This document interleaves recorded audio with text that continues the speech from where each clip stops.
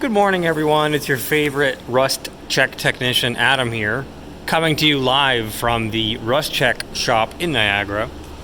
And as you can tell, winter is upon us, and that means the corrosive road salt is being sprayed down on the ground. I've heard different things from different people.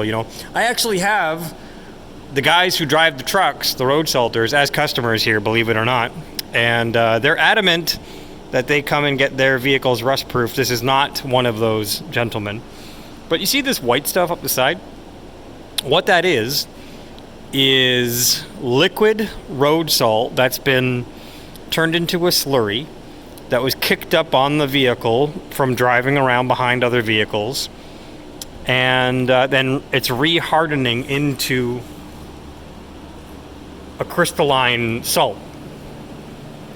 So I was cleaning the windows, and I left some of it for you guys to see, but it's like it's crystal powder, right? So don't snort that. But the point is that this corrosive road salt slurry is what I've been hammering on for 20 years, that this stuff is what is one of the things that is deteriorating and rusting out not just steel body panels, but also aluminum. Now, aluminum will corrode and get brittle and fall apart differently than steel will, but if left untreated, this will completely rust out the body panels. Now, on this side of the body panel, you have paint, right? So you can wash the salt off. But if there was no paint and it was bare metal, this would all be covered in surface rust right now. So the question is, well, what's on the inside of the body panel? The inside of that body panel. You and I know it's left untreated, obviously. So if this corrosive road salt gets down between the windshield and the body panel, or creeps up from the other side or on the drainage holes at the bottom of the door, then yeah, it definitely gets in the inside. This is where corrosion starts. You also have temperature differentials going from hot to cold, hot to cold. As you know, when you breathe on a glass window, you create moisture. So in this case, somebody, not me, made these access holes. I just followed suit a long time ago and didn't want to make any more to make it Swiss cheese. But I took out this factory cap, and I made this. I didn't make this, but I used this access hole and sprayed the rust check product in there. Again, you can tell this is not my work. I would never do this because there's access holes right around the bottom from the factory, which I just took out. But yeah, what am I to do when somebody's already drilled them? I can't undrill them.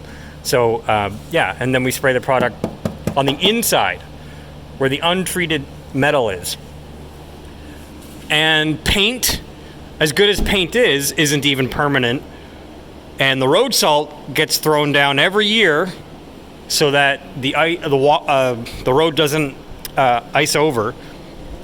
And then this is what we have to contend with, this corrosive salt. Calling it salt is actually not really correct. It's a chemical compound that is highly corrosive and has a higher freezing point than ice, obviously. So they cover it down on the ground, and then it melts the ice by dissolving into liquid form. But when it re-solidifies, whether it's in liquid form or not, it is a super corrosive substance. And anybody who works on cars will tell you that. Anybody who has had an aluminum door frame on their house or business will tell you that, who lives in Southern Ontario or an area where they use corrosive road salt. So you have to combat it somehow. And I'm not here people come to me for protection. People come to me because they want their investments to last. The second largest investment that you'll ever make, on average, will be your vehicle. So come to me to protect your investments. Come to me for protection. Go visit a rust check technician, a certified one, and they'll cover all these areas that aren't painted. And even paint is temporary, by the way. You think of paint as permanent, but it's not. Follow me on Twitter at adamjosh.com.